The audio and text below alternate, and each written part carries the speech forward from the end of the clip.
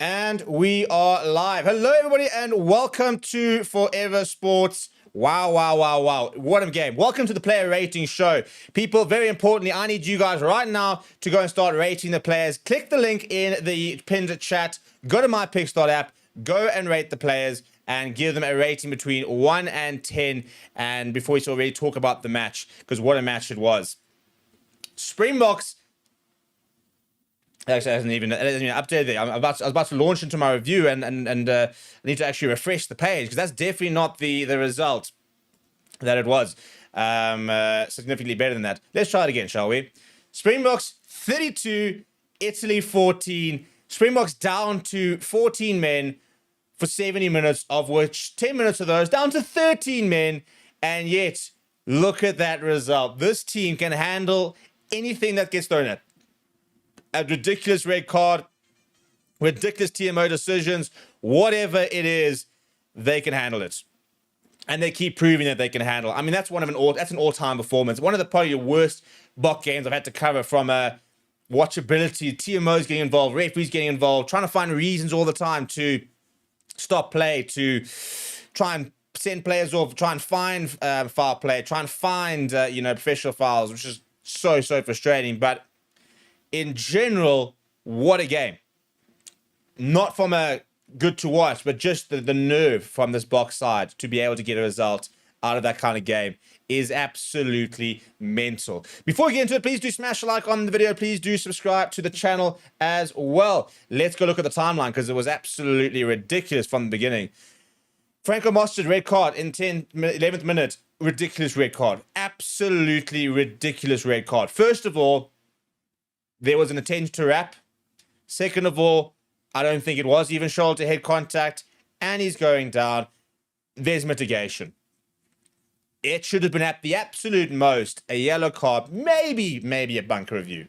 But a straight red card, nonsense, absolute nonsense. And there's a reason why we feel like there's an agenda creeping up. Because a decision like that happens, and a decision later on happens as well, where we then go and say, well, why is this not happening the same way it happened to us? Where's the consistency? That's what we're asking. Where is the consistency? And as a result of the red card, we had to basically play checkers with our bench. 4 subs before the 30th minute. Bruno Kier replaced Ben Jason Dixon. We subbed both our props, and then we took off Edel van der Merwe and put on Andre Esterhuizen. I mean, at one stage, it was almost a little bit of panic.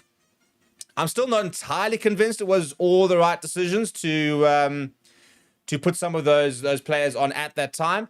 I mean, in the end, we got the result done. So I suppose in the end, you kind of sit there and say that maybe it did work. But I still think that maybe some of those subs were a little bit premature. That first half was a disaster. We were being out-scrummed. We were struggling. We were hanging on. Wet conditions. I mean, I think it was 16 handling errors at one stage in the game. So we still got the first points in the 34th minute through the boot of Andre Pollard. Then there was an HIA after that. We had a whole big discussion with the TMO before eventually Gerard Steenekamp was taken off. Pollard got busy, added a 3 in the 37th minute, and at half-time, Mark van Staden went over. Phenomenal run. I mean, he was about 6 meters out, carried half an Italian side over with him, and dotted down. So half-time at 10 points to 3, you're thinking, well, how? How have we managed to be in a situation where we were man down and at 10 points to 3? And then the second half came. Edel van der Merwe replaced Kirkley Arensel, which we assume was injury-related. And then we saw some very interesting subs. Archie Snyman replacing Sia Khaleesi in the 45th minute. Then a yellow card to Mark van Staden for cynical play, basically, in the 52nd minute. So all of a sudden, we're down to 13 men. Italy take the 3. We were still ahead, by the way. We actually never went behind. How's that? Down to 13 at a stage, up against 15 at a stage, and we never went behind. Quagga Smith came on to good effect. Pollard added an extra 3.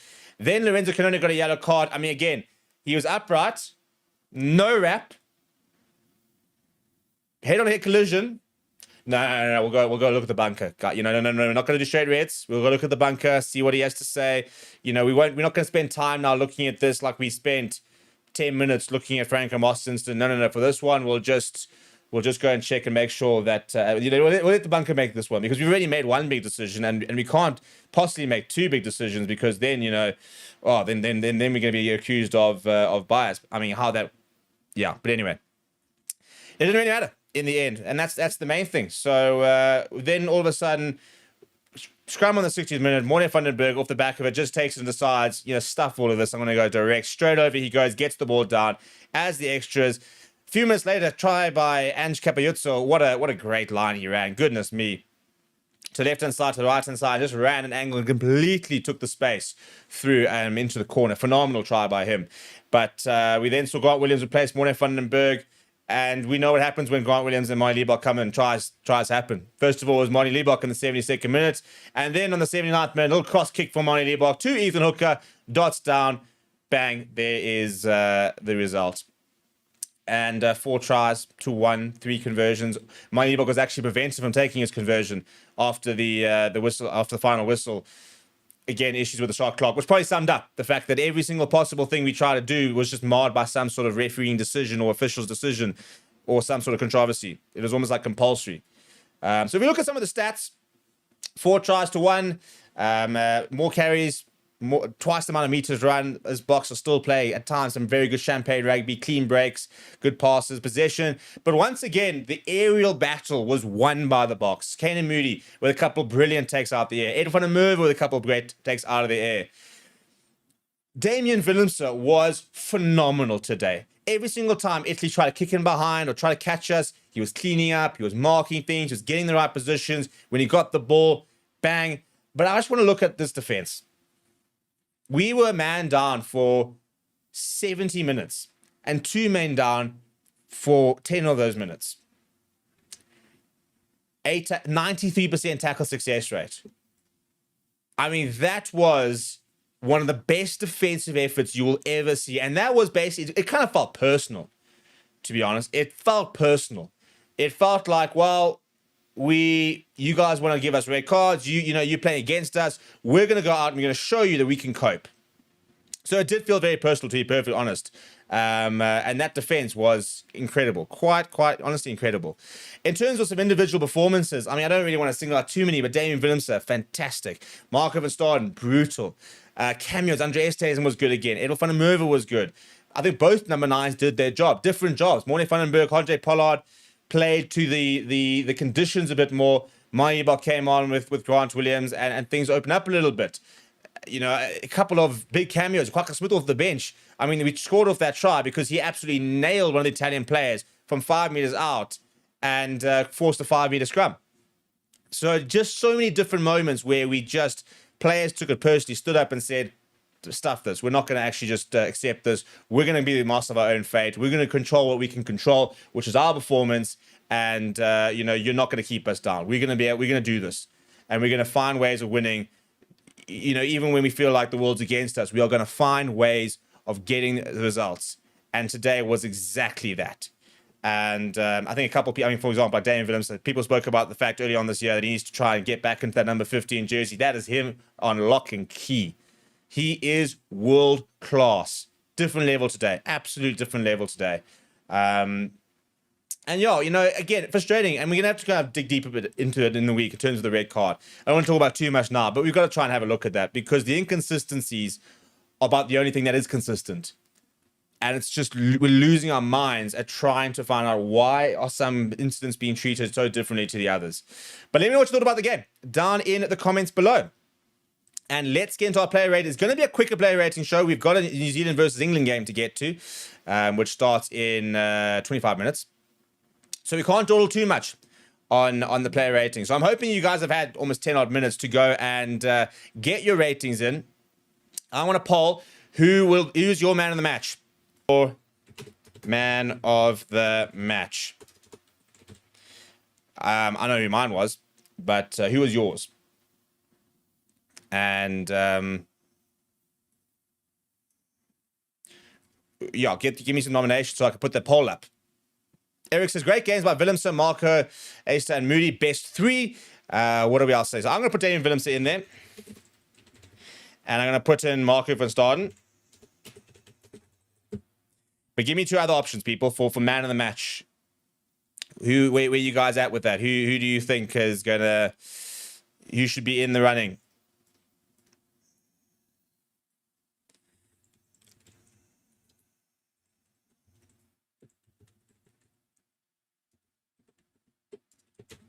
What are we thinking there? I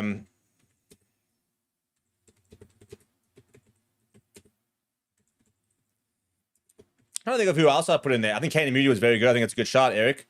I think it was Eric that said so. Where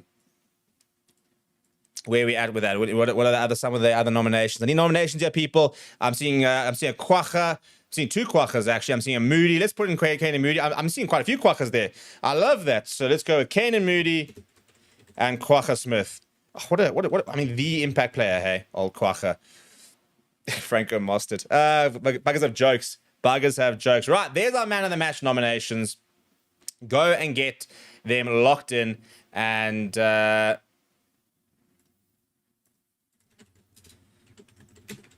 get into these player ratings. I just want to quickly get to the screen and sort that out. So I'm just going to quickly. It's not half time; it's full time. My bad. You can forgive me. It's been a bit of a day. As you can imagine, with all the chaos going on in the game itself. So I'm just going to quickly go to the ratings, get that all ready to go, and then we can get stuck into this. It's going to be interesting ratings, to be honest. I think it was a case of not a pretty performance, but there were definitely some players who stood up in the adversity and were counted. Very, very, very much so. Maybe some players that didn't, and maybe that might be a bit of a worry, but there were some players who, the more controversial things got, the better they played. And in that regard, it bodes very well for us that there are certain players that just get better the harder, when the chips go down, they just rise up and they just find a way to add something to their performance, which is really, really good and a massive positive. So yeah, go and get your players' ratings done on mypicks.app. You can go and share a picture of your ratings alongside with what all the different general fan ratings are. So you can go and get all that sorted. But let's get stuck into it, shall we? Because we've got about 10 minutes before we got to be at New Zealand versus England. Bone Fenter, I mean, I'm probably going to have to give him a 6. He got subbed earlier, which I felt sorry for him for. And 5.5, yeah, I think it's a bit harsh, but yeah, he got subbed off, came back. I think actually when he came back on, he had a couple of nice carries, looked a bit better. But a bit average, in all honesty. If we then look at Johan Kobler, I thought he was very good, actually. 10 out of 11 tackles, 10 carries. Lineouts were relatively good. I'm going to give Johan Kobler a 7. You guys give him a 7.1. So, yeah, we're pretty aligned on that one. And I think it's a good shot in fairness. In terms of Zach Paulton, well, shame. I mean, only got bloody 19 minutes. Made a very good cover tackle. So I'll give him a 6. 5.1. I mean, I always say 6 is I'm an optimist. I'm an eternal optimist. So I always say that 6 just for me sounds a bit kinder than 5. From an average player. I always find 5 is like almost negative. So I like to give him the benefit of the doubt. Jean Klein, I thought actually got to do quite a bit of work. I think he was one of the few players who really carried strongly, did a lot of the dirty work. And yeah, I'm going to give him a 7. I thought he was pretty solid.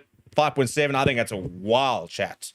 Wild chat. Remembering that also we were down for the entire game, like Oaks had to stand up, and I thought that he in the first half became quite an important point of contact. Meanwhile, England are walking from 4,000 yards away to the game, all very slowly, and all this is all very dramatic. All of this just to go to lose. But yeah, some of the comments over here says, Antonio says we really have to do something about the refs. It's clearly a bias against RSA. So MC says, Italy are a good team now. A lot of fights in them. Good luck to them in the Six Nations. Upton says, this was the most untidy match I've ever seen, but I'm so relieved we won. Let's go, Boca. Clayton says, have there been any straight reds this season to a country other than SA? I'll have to go and check. I don't know. Right. Well, Franco Mostert did not play 80 minutes. So that's a bit of an error. We'll try and sort that out. Probably gets a 4 for getting your card. 3.9. Yeah, and Lux Chief. Sirklisi also didn't play a lot. Again, another bloody. He must be getting so hacked of getting taken off early due to red cards and the likes of that. I'll give him a 6. Quiet game from him. And robbed of a few more minutes. Ben Jason Dixon, I mean, the poor guy, I got to give him a 6 because I feel for him. 4.9. I mean, the guy got taken off after 14 minutes. He had, I think, 1 carry. Don't even think he actually had the opportunity to make a tackle. And so I think everyone's giving him a 5. I think everyone's going with 5 as average. I tend to go with I'll lean up. Mark Van Staren's giving my first 8 of the day. What a match it was from him. Brilliant, brilliant, brilliant. Brutal from him. 6.5. Are you guys on meth? Honestly, like crystal meth. What drugs have you guys been smoking? How is Mark Van Staren at 6.5? I'm not even his biggest fan. Scored a try. 20. I mean, y'all got a yellow card. So maybe you get. I mean, I just feel I could have given him a 9, dropped it down to an 8. 6.5. Cheap drugs, people. Share them. Where are you getting them from? Because I don't know what you are smoking with that. And that is wild chat. Wild, wild, wild chat. 6.5. No. No. Dagan says maybe the yellow. Yeah, I mean maybe in the yellow. As I said, you could knock him down for the yellow, but 6. No. Come on, people. One for the Berg. I mean, how's that? It's a busy game, that, isn't it? I mean, try assist, try offload, 8 out of 8 tackles. I'm gonna give him a 7. I thought Marco was very good today. It was very good, especially in the conditions. That try was proper as well. I mean, that's just ballsy. That wasn't Grant Williams' pace. That was just a young, confident number 9 saying, I'm going to back myself from this range. And he did. And he scored. So, yeah, I thought he was solid. I think he was the right scrum off for the conditions that we had, I think, and the position we were in. Remember that we were down to that red card. You have to then sort of manage the game. Not a position that he would have been in a lot in his life. So I thought he was pretty good from that regard. Andre Pollard, I thought he was decent. Nothing special necessarily, but I think he was all right. I don't think he had a bad game. I'm probably at a 7 for Pollard. I think maybe, but again, conditions didn't really allow for any sort of running rugby and the likes of that. Kicked well for Pauls though, so I'll give him a solid 7. 6.6. Yeah, I think that's all right. So Curly Orange, quiet in fairness. I mean, a couple of tackles, but obviously only played the one half, then went off. I'll probably give him a 6. He's all right, but nothing special. 6.3. Yeah, you guys are pretty aligned there. You know, pretty similar with our ratings. And Ethan Hooker, well, he had a good game. Scored a try towards the end as well. So I'm going to give Ethan a 7. Even Pat down at scrum time.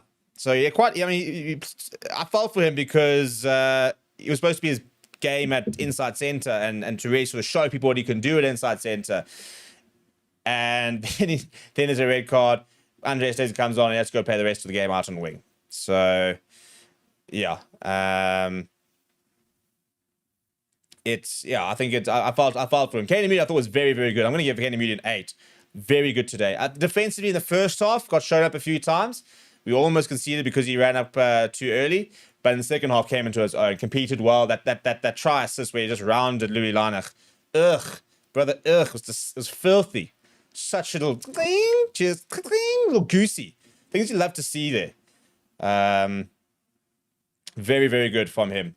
Ed van der Merwe, I thought he was fantastic, actually. I thought he was really, really good. I'm going to give him a 7. I'm not going to go as far as an 8, but I thought it was, a couple of key moments, that covering in the first half, that chipping behind, that intercept as well when they had players outside. Yeah, that under the high ball was very good. Got through a lot of work. This man can play. He's a proper option for us. 7.1, yeah, I think he's a very good option. I think, if Kurt Lawrence is injured, I would have no issue starting Edel van der Merwe next week against Ireland. I really wouldn't mind. I think he was really, really good. So solid work there. Damien Williams, I gave him a perfect 10 that one game. I might maybe not go as far as that, but this guy, and I keep saying it, he could actually genuinely, if he had played a full season, I think he'd be in World Player of the Year conversations. I think if you look at that game he had against New Zealand, I think if you look at the game he had today, jeepers, he's a special player. He is such a special player. Yeah, very, very good. Very, very good. It's so funny watching the Moni Pollard tribalism in the comments. I think Pollard was solid. I think Moni was good coming on. Eric's a Pollard stan. You got some folks who are Moni stands. We can appreciate them both. It is possible. But I'm gonna give Williams a 9. He was absolutely sensational. Sensational. He was every single time he kicked him behind. He's just like, hello, thank you, unlucky. Phenomenal game from him. Phenomenal. Chaos Camp, pretty average in fairness. Didn't really get the scrum dominance we would have liked. 6.1, I think that's very generous for Chaos Camp. I don't think he was massively better than Bowen Fenter was. Vilko Low, maybe a 7. Took him a while to get going, but then started putting in a decent shift. Archas Neyman, I think he was pretty good, actually. I'm going to give him a 7. I thought he had, it did have impact off the bench. Yeah, you guys are pretty aligned there as well. Yeah, I thought that he was very good. Ruan Nokia, yeah, solid as always. Going to give him a 7 as well. Got around the park. Lineouts were good. He always pops up in the right place, doesn't he? He's got that engine where he's a work rate, puts him in such good positions all the time. And Andre Esteisen, I mean, what can't this man do? Another strong game. I'm going to give him a 7, 7.8. Maybe I'm being a bit harsh, but he was so good today. Just the perfect kind of player for what we need at the moment. And in these situations, we've all of a sudden seen that this this hybrid player can just do all these different jobs. Jackson's attack was stuck with Pollard on. Thank you, Moni. I mean, again, we're down to 40 men managing a game. It is always about having to manage things before the end of the game. Raymond says, what is with you and Bone? He's below average. Well, what did Gerard come do better? That's my argument. What did he do better? The scrums didn't suddenly... We had one scrum penalty. So, you're going to attack the one guy and get the other guy a free pass. Like, you know... I don't think either of them had a phenomenal game. But I think, again, Burnfield also hasn't had the opportunity. I mean, last week, for example, against Ireland, he actually won a couple of scrum penalties. So, like, we won, I think, one scrum today. One scrum penalty. It's probably our worst scrummaging performance we've had the entire year. It definitely was, actually, in fairness. But anyway, Quacker Smith, I mean, what an impact. What an impact he had. I'm going to give him an 8. That just for that tackle where he just launched the Italian player back behind his own try line. Goodness me. Goodness me. And he was captaining towards the end of the game as well, which I was big for. Big fan of that. Grant Williams off the bench with a lovely little impact. Going to give him a 8.1. I mean, we'll give him for the try. In fact, no, stuff that. I'm going to go back to 7. I'll tell you why. Because you could have had 2 tries. If you hadn't caught that, if you hadn't dropped that ball, and that was a big moment. So good try. I'm actually going to stick with my 7. To be fair, maybe it sounds harsh, but I'm going to stick to my 7. Good try, but you should have had 2. And we've got high standards here. We've got high standards. 9H just throwing out complete hypotheticals, which make no sense whatsoever. But by all means, Chief, if you've got the power of the Oracle, then good on you. Good on you. And then finally, Monty Liebach came on. Little try assist there. Got the job done in the end. Give him a 7 from then. And we've got to go reward a man of the match. 71% of the votes gone to Damien Williams. So I'm going to go back to our number 15. I'm going to make him our man of the match. And I'm going to submit our picks. There we go. So we've done all our ratings over there. And we are going to share it, and I'll bring them up on the screen in a little bit. We actually need to hurry up. To be honest, sorry, actually, I don't even have time for that. People, I hate to be that person, but New Zealand and England are actually walking out, so we're going to call it up there so we can go to the next